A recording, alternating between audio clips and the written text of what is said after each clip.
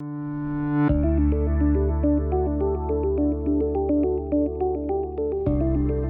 this section, we will take a look at the student interface and the access that they have to view their training and competence requirements. Here I will use John Smith as an example user to log in and demonstrate the system. The first screen that the student will come to is a page with their active courses. Here they'll be able to launch any e-learning courses that have been allocated to them already. They'll also have quick access functionality to view completed courses and to access any competence requirements that they have. To navigate through the system, the student can use these three tabs along the top. So you'll see Home, My Training, and My Competence. If I click on the My Training tab, here again, the student has access to launch any of those e-learning courses that have been enrolled to.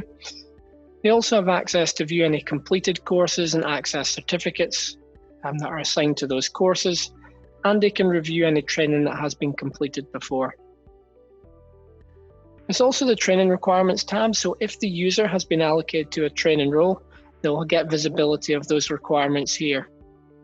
The student in this example is a HSE advisor, and here they can see the requirements that make up that job role. So there's a mixture of e-learning courses and other courses, maybe courses that are done outside of the system but are held in the system as a record of that course completion. The candidate will be able to filter on these results by clicking on the green example to see the completed courses, and the red part of the chart to view the courses that have not been completed yet. Along the top, the student also has access to the My Competence tab. Again, the view is very similar. The student has access to a pie chart where they can filter requirements for their role.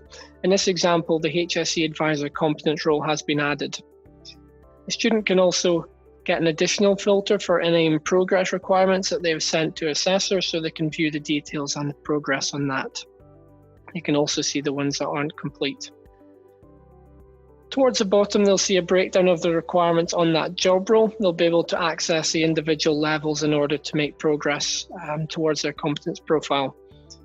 If the candidate clicks on View Details, here they will see the full description of that element.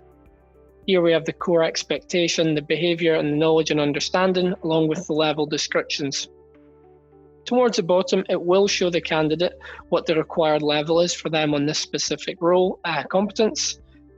And further towards the bottom, they will also be able to add or upload from the evidence locker or upload a new document.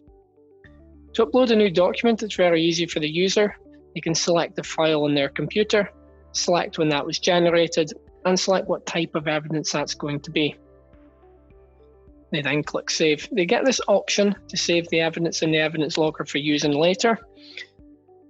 For this example, we will use a bit of evidence that we have added to the evidence locker before, and that will now store that at the bottom and have the status needs assessment, so that's ready for the assessor.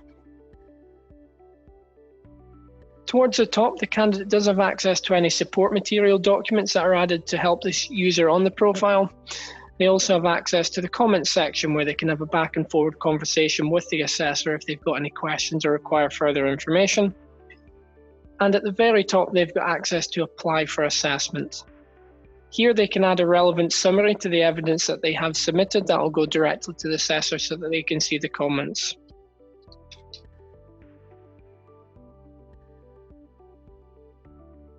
And they can click Apply for Assessment. That changes the status to In Progress, and that will now be available for the assessor to review. If the candidate jumps back to the My Competence tab, they'll also have access to other tabs along the top. So they've got access to Needs My Attention, Requirements History, Other Competence, Evidence Locker, and the Assessment Plans. Needs My Attention are any of the requirements that have not yet been completed. And then they have a space for Requirements History and Other Competence. These are stores for competence that have been done before that are no longer requirements, so they can see what they have completed in the past. The student has access to their own evidence locker. Here they can maintain a store of all of the documents they've produced as evidence. They can upload further evidence to their locker in this page here. Again, they see a similar page as before where they can select the file, when that was generated, the evidence type, and add a short description, and then click Save. They can also view the individual bits of evidence they have added before.